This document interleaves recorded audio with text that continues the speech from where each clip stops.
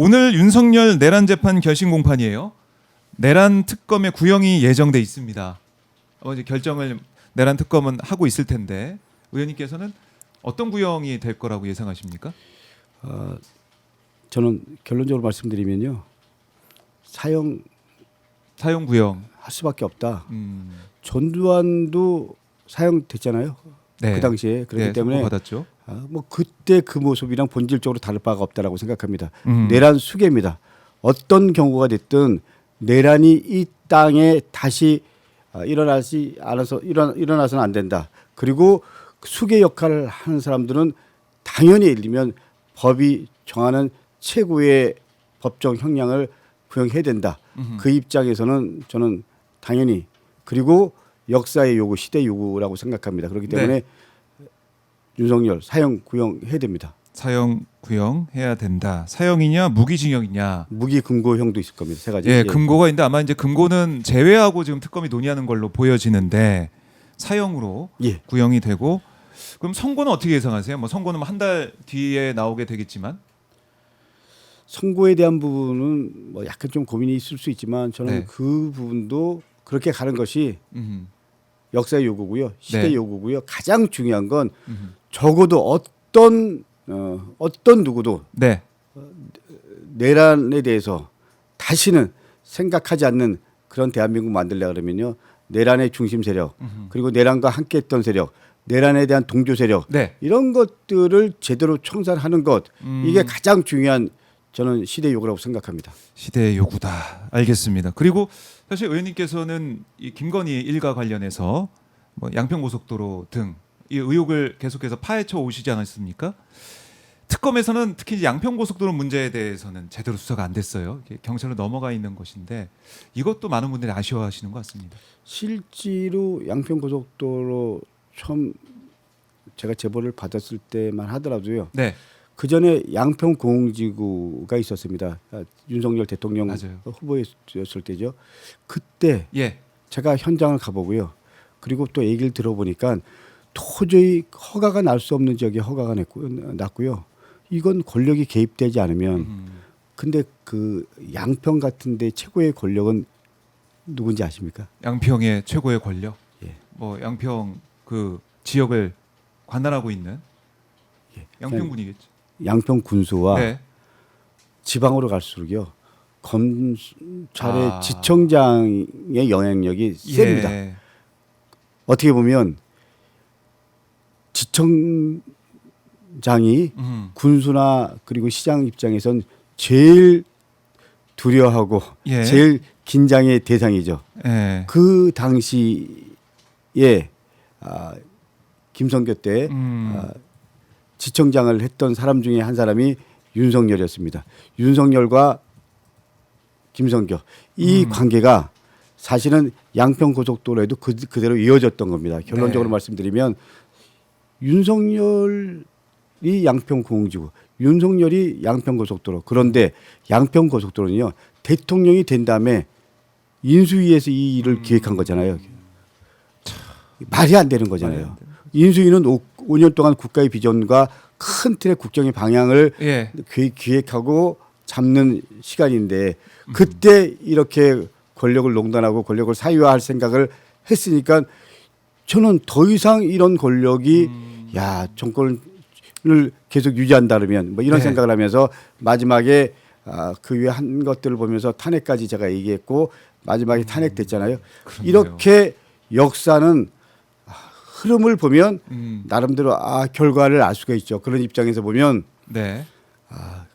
윤석열을 선택한 국힘, 그리고 선택했던 분들 모두가 반성해야 되는데, 여전히 국힘은 그야말로 형식적인 사과는 했지만 네. 제가 보기엔 진실 어린 사과, 윤과의 절연 포함해서 이런 게 전혀 없습니다. 그렇기 때문에 이제 제대로 청산을 하려고 하면 저는 6월 지방선거에서 시민 여러분들이, 국민 여러분들이 네. 확실하게 내란 청산하고요, 확실하게 내란 동조했던 세력 청산해야 된다고 생각합니다. 네. 언급하셨지만은 장동혁 대표의 이제 사과, 어떻게 보면은 이걸로 쇄신을 하겠다라는 식의 내란에 대해서, 계엄에 대해서 사과를 하고 이제 인재를 영입을 해가지고 지방선거에 승리해 보겠다 이런 생각인 것 같은데 좀 근데 가능성이 있겠습니까? 어떻게 보세요? 윤과의 절연을 얘기 안 했고요. 윤석열이라는 이름 자체가 나오지 않았다. 예, 두 번째로는 새로 영입하는 사람들 보면 다 그나물의 그나물입니다. 그렇기 때문에 네. 결론적으로 말씀드리면 이름만 바꾼다고 해서 이게 사과인가요? 음. 저는 그렇기 때문에 당명 바꾸고 뭐 사과했다고 하고 그래도 국민들이 다 아실 거다. 예, 마지막 판단은 국민들이 하시는 거죠. 네. 저는 국민들의 판단 존중하지만 이런 부분까지 국민들이 다 아실 거라고 생각을 하고요. 그 속에서 내란 세력 마무리 어떻게 해야 될 거냐 이게 법적인 부분과 그리고 또 정치적인 부분들 함께 가는 거지만 그런 부분에 대한 고민들 네. 제대로 하겠습니다. 그래요. 장동혁 대표가 지금 사과는 했지만은 그 뒤에 이어지는 인선을 보면은 뭐 찐윤이라는 사람들 아니면은 탄핵에 반대했던 사람들이 지명이 되고 있고 또 한동훈 전 대표에 대해서는 윤리 다시 구성을 해가지고 징계를 하는 수순으로 가고 있고 이런 것들을 국민들이 판단을 할 것이다. 예. 알겠습니다. 지켜보도록 하겠습니다. 자 그리고 이제 당내 문제 다시 좀 돌아와 보면은 역시 뭐 계속해서 보도가 되고 있는 게 김병기 의원 관련된 의혹 또 이제 강선우 의원 지금 뭐 탈당을 했고 제명까지 됐지만은 강선우 의원 관련된 김경시 의원의 여러 가지 지금 출국해 있는 상황이고 의혹들도 나오고 있고 그러니까 당이 이제 전반적으로 봤을 때는 이 사안 공천원금 의혹을 어떻게 또 수습을 하느냐 또 어떻게 자야 방식을 만들어내느냐 이것도 국민들이 보고 있는 거 아니겠습니까? 일단은 김병기 의원이 지금 일단은 탈당하지 않고 당의 결정을 이제 보겠다라는 취지의 얘기를 계속 해오고 있습니다. 의원님의 생각은 어떠세요? 저는 냉정하게 말씀드리면 네. 마지막은 안타깝지만 지금 당원들의 여론, 국민들의 여론이 제일 중요하잖아요. 네. 그렇기 때문에 탈당할 수 없는 상황까지 온 것 같다. 탈당할 수밖에 없다. 없는 상황까지 온 것 자진 같다. 탈당을 해야 된다고 보세요, 그러면? 저는 전 그렇게 생각합니다. 그렇지만 월요일 날이나 화요일 날 네. 저희 우리 윤리심판원 윤리심판원에서 예. 조사를 해서 발표하기로 했잖아요. 예. 그 결과를 보고 당 지도부에서 최종적으로 입장 정리할 거라고 생각합니다. 그렇기 때문에 마지막 판단은 본인 스스로가 네. 탈당하는 것 그리고 윤리심판원의 입장을 최종적으로 들어본 다음에 당에서 입장 정리할 거라고 저는 생각합니다. 알겠습니다. 일단은 선당우사하는 모습을 좀 보여야 되고 예. 윤리심판원 결과에 따라서 당 지도부가 결정을 할 것이다. 그러니까 김병기 의원의 행동을 먼저 좀 촉구한다라고 볼 수가 있겠습니다. 일단은 지금 현재에서는 김병기 의원의 행동이 좀 필요하다. 안타깝지만 우리 아하. 김병기 의원님도 누구보다도 애당심을 갖고요. 누구보다도 이재명 대통령님의 성공 그리고 이재명 대통령님을 위해서 네. 최선을 다한 분이죠. 그러나 지금 이 시점에서는 우리 당원들의 여론 그리고 국민들의 여론이라는 부분 속에서 어쨌거나 본인이 판단을 잘 해주시리라 믿습니다.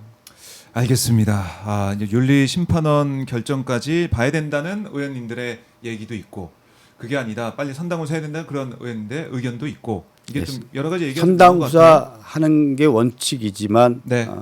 어쨌거나 다음 주 월요일 날 화요일 날 최종적으로 윤리심판원에서 결과를 보고 입장 정리를 하는 부분에 대한 까지 고민해서 네. 마지막 판단은 본인이 빨리 좀 결정 내리는 게 맞다라는 게 제 생각입니다. 네.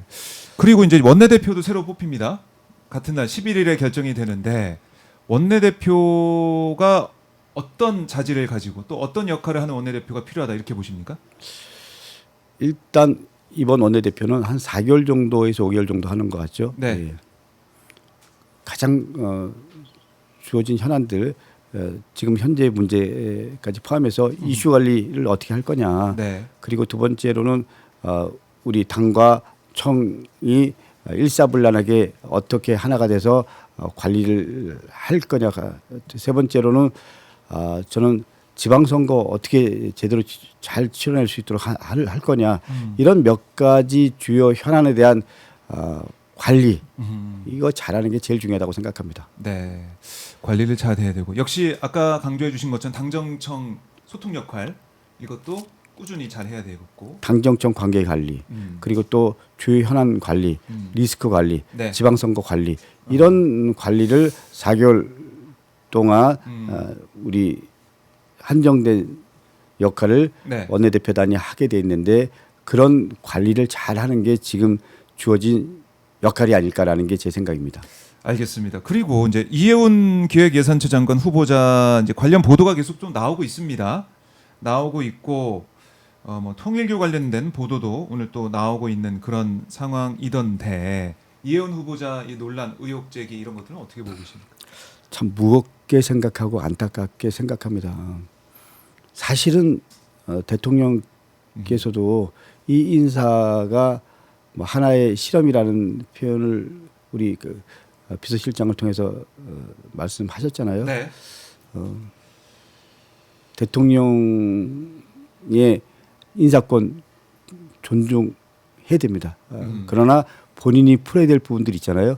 그리고 본인이 시시비비를 밝혀야 되잖아요. 네. 그런 부분은 인사청문회 통해서 제대로 소명하고 그리고 시시비비를 가린 다음에 최종적으로는 여론과 그리고 국민의 마음 네. 이것이 가장 중요하지 않을까라는 게 제 생각이고요. 어허. 지금은 인사청문회까지 가서 예. 이런 부분에 대해서 다 한번 짚어보자라는 게 제 생각. 그리고 대통령의 인사권 존중 그 원칙 속에서 저는 이 문제를 바라보고 있습니다. 네. 그러니까 이재명 대통령이 거듭 강조했듯이 통합과 실용, 그러니까 통합 인사로서 또 능력 위주의 실용적인 인사로서 이해운 후보자 지명을 했는데 여러 가지 의혹들이 나오고 있고 하지만 이건 인사청문회를 통해서 해소가 돼야 되고 해소가 된다 그러면 국민들이 납득한다 그러면은 이게 장관직을 수행하는 것이고 인사청문회를 거치면서도 국민들이 납득을 못한다 해명이 제대로 안 된다 그러면 이해운 후보자가 결단을 내려야 된다 이렇게 보시는 겁니까? 저는 마지막은 그렇다고 생각합니다. 그렇기 때문에 청문회까지 한번 우리가 지켜본 연후에 네. 최종적인 입장을 정리하는 것이 맞다. 이렇게 말씀드리겠습니다. 그래요. 근데 지금 의혹 제기가 되는 것들 쭉 보면은 그러니까 이 국민의힘 계열 정당에 있을 때 계속 이런 일들이 의혹들이 있었던 게 밝혀지는 게 아닙니까? 이것도 참 그러니까 눈길을 끌더라고요. 참 안타깝죠. 그리고 열받고 화나죠. 생각해 보십시오. 예. 5번이나 국민의힘에서 공천을 줬잖아요. 네. 근데 그 5번 공천 줄 동안 이런 문제들이 다 일어난 거잖아요. 근데 우리는 그런 부분에 대해서 한 번도 인사 검증에 문제가 있었다, 공천에 문제가 있었다 이런 얘기를 한 번도 안 하잖아요. 사실은 국민의힘도 통절하게 사과를 하고 네. 그런 다음에 문제 제기를 하는 것은 오케이. 그러나 그런 과정은 다 생략된 채에 이 얘기만 합니다. 사실은 이재명 대통령께서 대통령 당선된 이후에 예. 가장 고민하는 키워드 중에 하나가 통합이었습니다. 통합 그렇죠. 통합이라는 가치에서 지난번에 우리 송미령 농림부 장관 유임시켰고요. 예. 예. 그리고 식약청장인가 또 유임시켰고요. 그걸 통해서 통합 그리고 유능한 정부 그리고 일 잘하는 정부 그래서 민생 경제 회복 이 관점에서 인사의 원칙을 정하고 있고 네. 방향성을 잡고 있는데 그런 부분에서 이번에 이해운 장관 요 아주 세밀한 부분까지는 사실은 우리가 좀 파악을 그렇죠. 하기 힘든 부분도 있었잖아요. 예. 근데 봤더니 국민의힘 쪽에 있었을 때 그 당시에 있었던 일들이 의혹들이 제기가 되고 있다. 그참 국민들이 또 보시면서 어떻게 이럴 수가 있느냐 이런 판단도 하실 것 같고 인사청문회까지 지켜보겠습니다. 아마 오는 19일 하루 인사청문회가 예정이 되는 것 같은데 지켜보도록 하고요. 자, 이제 1월 9일 투표가 시작되면서 11일 결과 발표를 남겨놓고 있는 민주당 최고위원 보궐선거 강덕구 후보와 말씀을 나눠봤는데요. 끝으로 이제 저희가 토론회도 제가 진행을 하면서 예. 강덕구 후보의 여러 가지 비전과 얘기도 들어봤지만은 자 오늘 오마이TV 박종의 핫스팟을 통해서 끝으로 오마이TV 시청자분들 또 투표권이 있는 당원분들께 못다한 말씀 있다면 듣고 마무리해 보겠습니다.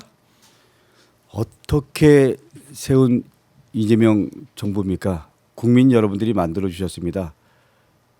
당원 여러분들이 만들어 주셨습니다. 이재명 정부가 성공해야 됩니다. 그래야지 민주주의가 회복하고 그래야지 민생 경제가 회복합니다. 그렇기 때문에 이번 최고위 나온 후보들의 가장 중요한 판단의 기준은 이재명 정부를 제대로 뒷받침할 수 있는 사람이 최고위원이 돼야 됩니다. 저 강독구 할 수 있습니다. 내란 청산, 지방선거 압승 등 주어진 현안을 제대로 잘 풀어내서 시대적 과제 꼭 완수하겠습니다. 기호 5번입니다. 강독구와 함께 민주당의 희망, 그리고 이재명 정부의 성공, 그리고 주어진 시대적 과제를 잘 풀 수 있도록 힘을 모아 주십시오. 감사합니다. 네, 후보님 말씀 잘 들었습니다. 고맙습니다. 예, 감사합니다. 네.